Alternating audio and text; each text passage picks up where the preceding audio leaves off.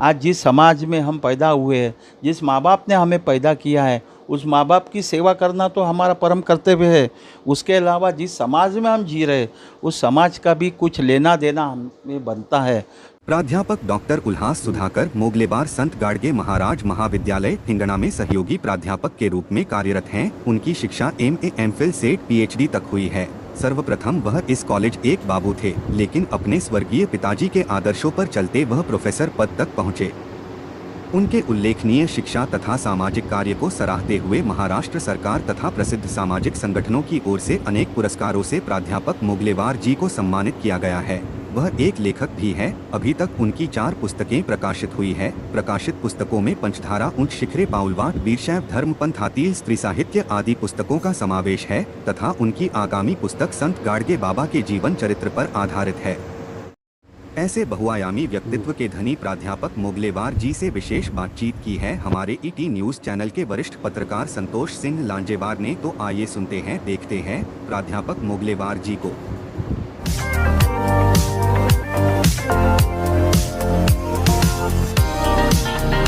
नमस्कार दोस्तों, every time news network में आपका स्वागत है। हमारा नया मिशन उभरते व्यक्तिमत्व, इस कार्यक्रम के तहत हम आज मिलने वाले हैं प्राध्यापक उल्लास मोगलेवार जी से।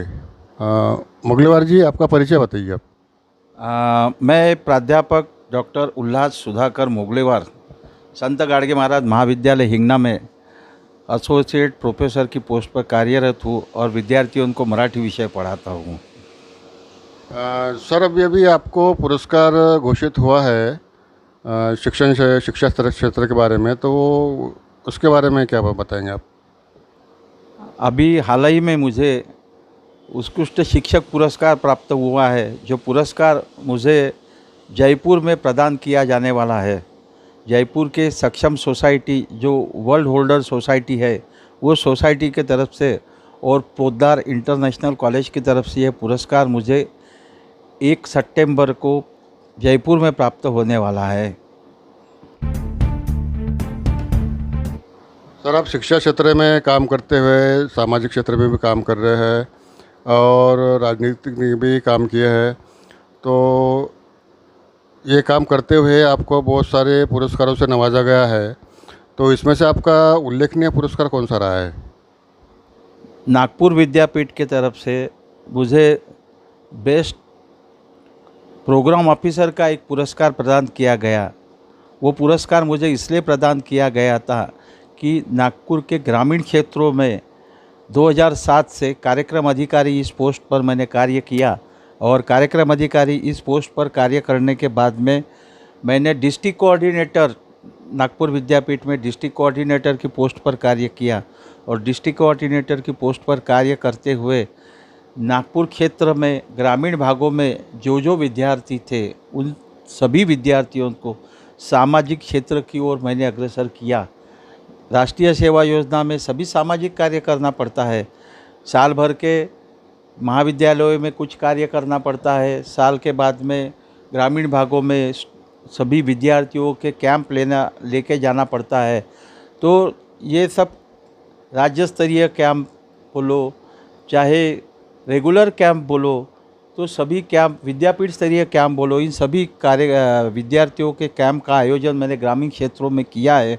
और जो सामाजिक कार्य है, वृक्षारोपण रहो, ग्राम स्वच्छता अभियान रहो, ब्लड डोनेशन रखो, आरोग्य शिविर रहो, ऐसे सभी शिविरों का आयोजन हमने ग्रामीण क्षेत्रों में किया है और इसमें विद्यार्थियों ने विशेष प्रकार की रुचि दिखाई दी है।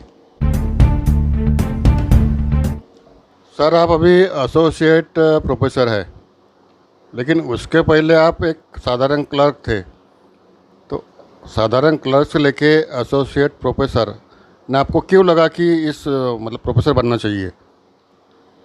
हमारे जो पिताजी है स्वर्गीय डॉक्टर सुधाकर मोगलेवार, वो एक उच्च विद्या विभूषित व्यक्ति थे और उनका एक सपना था कि जिस तरह से मैंने बड़े कठिन हालातों में से पढ़ाई अपनी पूरी की, जिस तरह से मैं पढ़ा, मैं बड़ा हुआ, उसी तरह मेरे बच्चों ने भी पढ़ाई के क्षेत्र में, शिक्षा के क्षेत्र में आगे जाना चाहिए। और हमेशा वो हमें कहा करते थे कि जब तक कि आप पढ़ाई नहीं करोगे आप कुछ पा नहीं पाओगे। इसलिए क्लर्क की पोस्ट पर रहते हुए मैंने कैंपस से अपना एमए पूरा किया। एमए पूरा करने के बाद में सिपाही बाजार कॉलेज से एमफिल पूरा किया और उसके बाद में मैं नेट सेट की परीक्षा क्वालिफाई हुआ और उसके बाद में 2012 में मैंने पीएचडी किया और संत गाडगे महाराज महाविद्यालय में मेरी अपॉइंटमेंट जो है 2007 से हुई और शिक्षा क्षेत्र में मैं कार्यरत हूँ।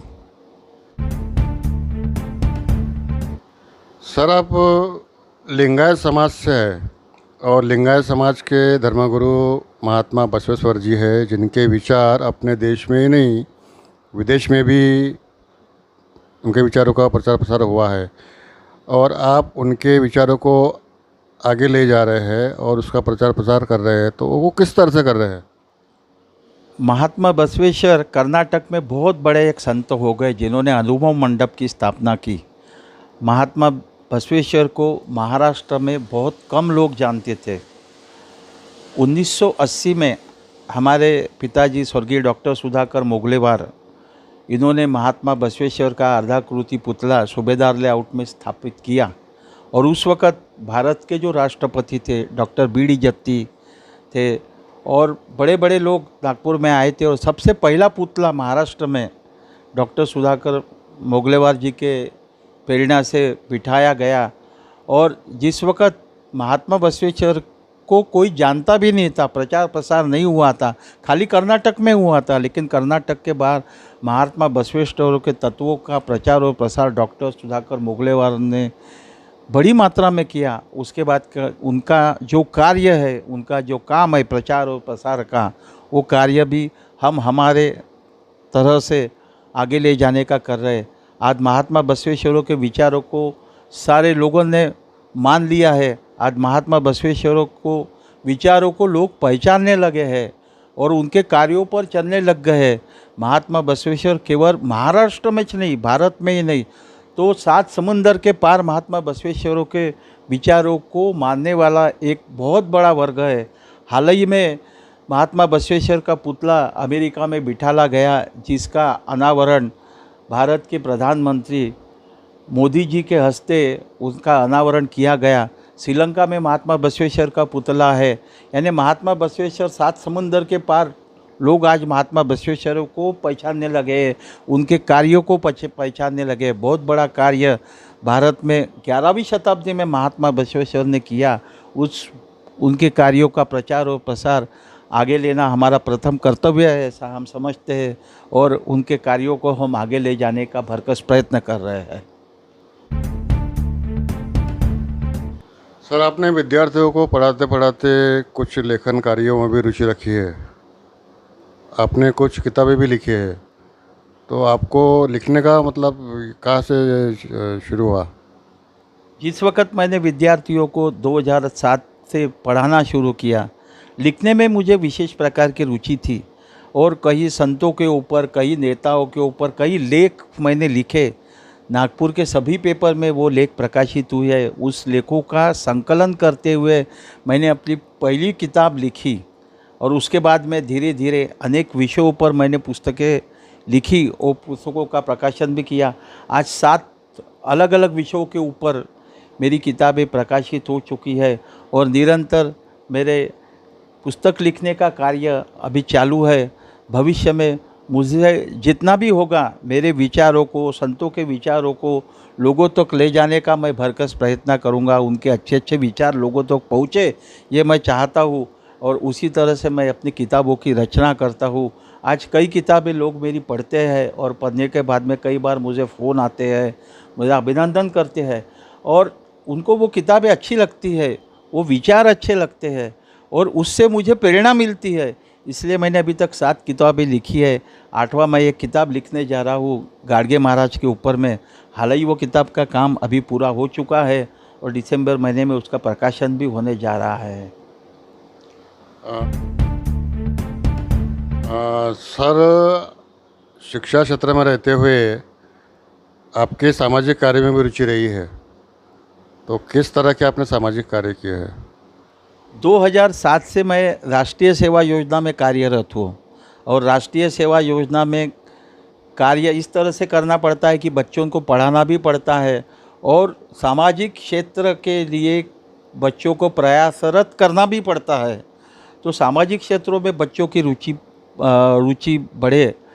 राष्ट्रीय सेवा योजना की स्थापना इसलिए हुई थी कि बच्चे शिक्षा लेते हुए सामाजिक क्षेत्र में कार्य करें, ग्रामीण भागों में जाए, ग्रामीण भागों की समस्या क्या है ये बच्चों को समझे और अपने लेवल में बच्चे का व्यक्तिमत्व विकास हो और बच्चों का व्यक्तिमत्व विकास होते होते उनका विकास होते हुए गांव वालों का भी विकास किया जाए। इस लेवल से सामाजिक क्षेत्र में राष्ट्रीय सेवा योजना का कार्य है। उसके लिए कई बच्चों को हमने प्रेरित किया है और आज भी राष्ट्रीय सेवा योजना के माध्यम से बच्चे सामाजिक कार्य ग्रामीण भागों में जाकर करते हैं। पढ़ाई के साथ साथ सामाजिक क्षेत्रों में भी बच्चे रुचि लेते हैं। आप किसी फोरम में काम करते थे सामाजिक कार्य का? हाँ, शुरुआत में जिस वक़्त मैं पढ़ाई करता था, मैं एक स्टूडेंट था, मैं एक विद्यार्थी था, उस वक़्त मैं यशवंतराव चौहान सोशल फोरम में मैंने सामाजिक कार्यों में रुचि लेना शुरू किया। और सबसे पहले मेरा एक कार्य था कि नागपुर से हिंगना जाने वाला जो रोड है वो रोड काफ़ी ख़राब था और कई लोगों ने उस रोड के लिए आंदोलन किए। उस वक़्त हम राष्ट्रीय अपना यशवंतराव चौहान सोशल फोरम में कार्य करते थे और हमें ऐसा लगा कि ये रोड बनना चाहिए, क्योंकि हिंगना जाते हुए काफ़ी तकलीफ़ें लोगों को उठाना पड़ता था। रात को तो बहुत काफ़ी तकलीफ़ें होती थी, लोगों ने जाना बंद कर दिया था, बहुत सारे खड्डे पड़े हुए रहते थे। उस वक़्त पहला आंदोलन उस रोड के लिए हमने किया। हमारे साथ अशोक अहिर राव, दिलीप पंकुले जैसे व्यक्ति कार्यरत थे। माननीय शरद चंद्र जी पवार मुख्यमंत्री थे, उनकी आशीर्वाद से नागपुर में यशवंतराव चौहान सोशल फोरम था। दत्ता मेघे जी जो साथ में थे, उनकी भी प्रेरणा इस फोरम के पीछे थी।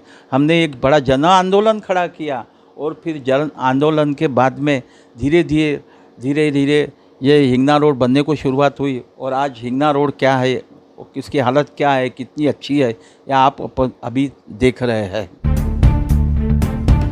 समय आपके बड़े बड़े लोगों से मुलाकात हो गई, तो आपको ऐसा नहीं लगा कि राजनीति में भी जाना चाहिए करके? शुरुआत में कुछ समय मैंने राजनीति में कार्य किया। राजनीति में मुझे रुचि थी। यशवंतराव चौहान सोशल फोरम में मैंने कार्य किया। यशवंतराव चौहान सोशल फोरम के बाद में मैंने यूथ कांग्रेस में काम किया। जिस वक़्त नागपुर शहर के बीनू पांडे जी अध्यक्ष थे, उनकी अध्यक्षता में मैं वार्ड का प्रमुख रह चुका। और उसके बाद में रमन पैगवार जी आए, नागपुर शहर के अध्यक्ष यूथ कांग्रेस में। उस ज़माने में मैंने नागपुर यूथ कांग्रेस की तरफ से सेक्रेटरी पोस्ट के ऊपर मैंने कार्य किया। लेकिन धीरे धीरे मेरे ये राजकारण से मेरी रुचि कम होते गई और मैंने शैक्षणिक क्षेत्र में मैंने कार्य करना शुरू किया।